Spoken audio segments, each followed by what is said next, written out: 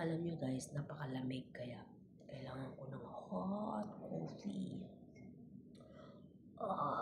Malamig talaga pati tenga ko kaya pwede natin siya ilagay sa tenga. Yan guys, mainit.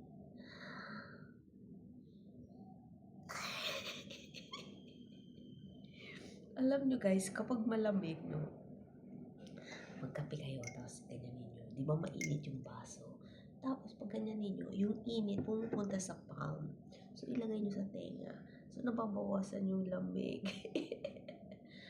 Grabe, ang lamig ko. Lahat kami naka-sweatshirt. Pero yung sweatshirt ko kasi manipis, nilaban ko yung makapal. So galing ito ng Amerika. So ito yung ginamit ko ngayon. Manipis lang siya. Kaya ako nalalamigan pa rin. Tapos naka-medyas na rin ako.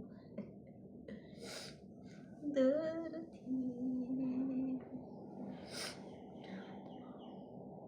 Oh, grabe. So